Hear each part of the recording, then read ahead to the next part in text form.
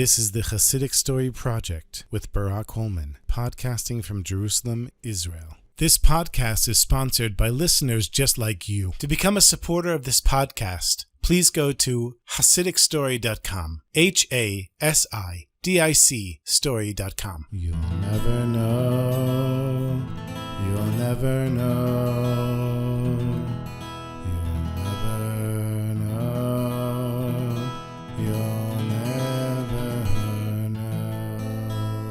Gedalia was born into a very poor family. His father had died before he was born, and his mother was left penniless. And the two of them had no choice. They were homeless, and they wandered from home to home, living off the kindness of strangers. Until one day, Gedalia and his mother ended up in Mezhibuz. When the Baal Shem Tov set his eyes on this boy, he told the mother, "Let me raise your son. I'll give you a huge sum of money so that you'll never need to be homeless again. And I'll take care of all of your son's needs. And I'll raise him amongst my Chassidim and the finest Jewish scholars in Mezhibuz." Now the mother understood that her son was an unusual genius. And of course she didn't want to part with her son. But the Baal Shem Tov kept insisting and increasing the amount of money. And even bought her a house in Mezhibuz. And he said, "You can be here by your son, but let him grow up in my house." And so, against her will, the mother agreed. And Gedalia grew up in the house of the Baal Shem Tov, where the Holy Rebbe made sure that his talents flourished and were given the attention that they deserved. And when he became a young man, everyone agreed that he was an Eloi, a genius, a prodigy. And at the age of 18, the Baal Shem Tov said, "It's time for you to get married." And all along there had been many shidduch offers, because shidduchim used to be made at a much younger age than 18. But the Baal Shem Tov rejected all of them. And instead, when the day came, he sent his shamash, his gabbai, his assistant, to a distant town with a sealed letter. And the shamash arrives at the town and first goes to one of the wealthy men in town who knew the Baal Shem Tov. He was a chassid of the Baal Shem Tov.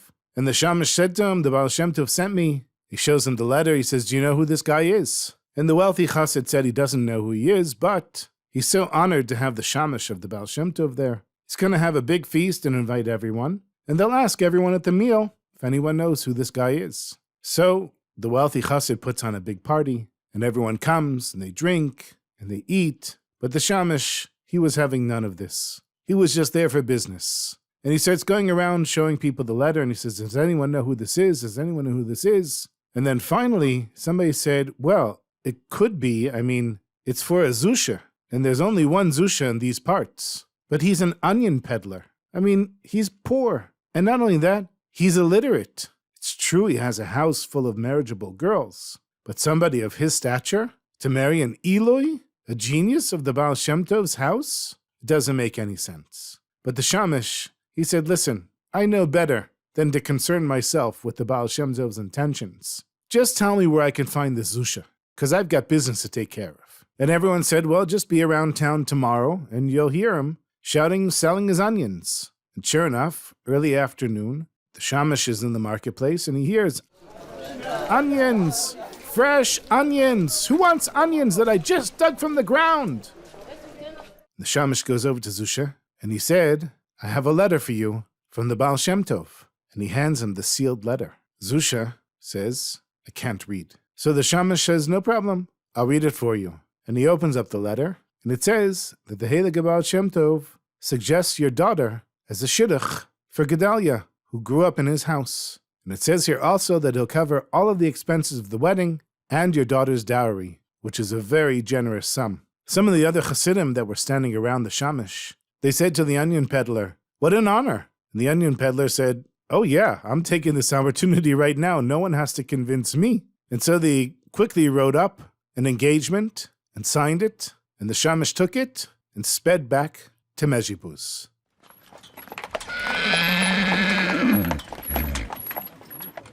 It didn't take long, and the wedding occurred. And the Baal Shem Tov participated with all of their simcha and their joy, and all the local chassidim came as well. And at the end of the party, one of the chassidim said, "Rebbe, please can you tell us, why did you choose this girl for Gedalia?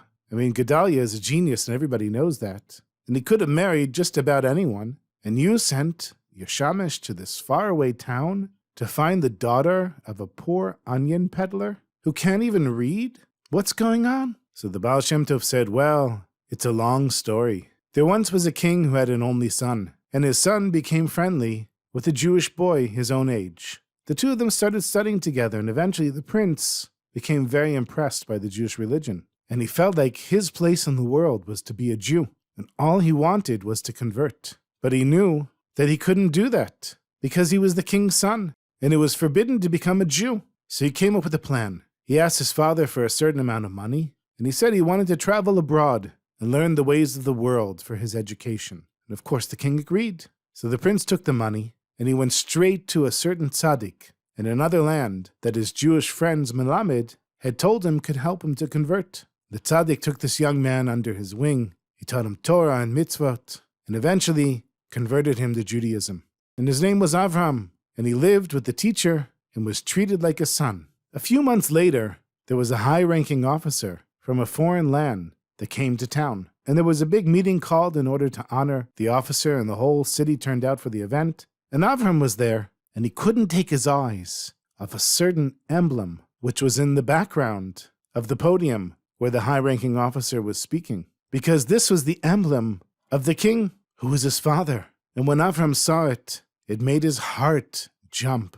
The officer was speaking to a crowd, but he saw how Avram constantly was looking at the emblem behind him. When the talk was over, a messenger was sent to Avraham, and he was asked to appear before the high-ranking officer. Now Avraham knew that he didn't have a choice. He had to show up for the meeting. And he also knew that becoming a Jew was illegal and that it was punishable by death. So he decided not to conceal anything. And he went to the meeting, and the high-ranking officer said to him right away, "Tell me, who are you?" And Avram decided he was going to tell him the truth. He told him the whole story. The officer listened with a big smile on his face. When Avram finished, the officer said, "Would you like to marry my daughter?" Now Avram thought he was going to get arrested. So he was confused, and he said, "But sir, I don't understand. I just told you that now I'm a Jew, and your daughter is not Jewish, so I can't marry her." And the officer had a big smile on his face, and he said, "You're mistaken, my friend. I'm also a Jew.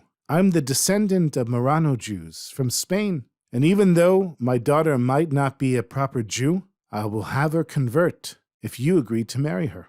And so the young man agreed, and the two of them were married. And the day after the wedding, Avram took his wife aside, and he said to her, "I have to share a secret with you. Every so often, I have an aliyat neshama, an elevation of the soul. My eyes close, and I fall into a deep sleep for a short amount of time, and my soul flies up to the heavenly realms. So my sweet wife, please, if you ever see me in this state, do not try to wake me up, because it's a matter of life and death. If you wake me up while my soul is still in heaven, it may not come back into my body." So the wife understood that she was married to a tzaddik, a very special Jew for sure. And one day, Avram was in one of these states of deep meditation, but this time it went longer than it had ever gone before. And the wife was getting concerned. She was scared that her husband might not come back, but she was also scared of touching him because he had warned her. And finally he woke up, and she was standing right next to him. She said to her husband, "Tell me what happened this time." And Avram said, "My sweetest wife, I went higher than I've ever gone before, and I reached the highest place in Gan Eden, but I was refused admission. They wouldn't let me in. They told me that since I was born to a non-Jewish mother, I could never go into that final holy high place. I told them it wasn't fair. I didn't have a choice, and I did choose to become a Jew. So they said to me, I can be reborn, and this time I'll be born to a Jewish mother. But without that, I will never get into the highest place in heaven. And so, my dear wife, I'm asking you, what do you think I should do?" She had tears in her eyes. She said, "My dear Avraham, I will agree to you leaving this world in order to be reborn to a Jewish mother, but on one condition, that when I leave this world, I will also be reborn to a Jewish mother, and we will marry each other and be husband and wife again." And so, one by one, the two of them left this world. And the Baal Shem Tov now is speaking to the Chassidim, and he said, "So you see, my sweetest Chassidim, I had no choice but to reunite these two pure souls in this wedding, because this is Avraham and his wife, who were reborn as Gedalia and the onion peddler's daughter.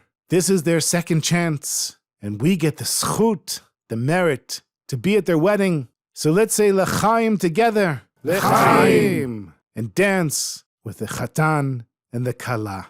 La la la la la la la la la la la la la la la la la la la la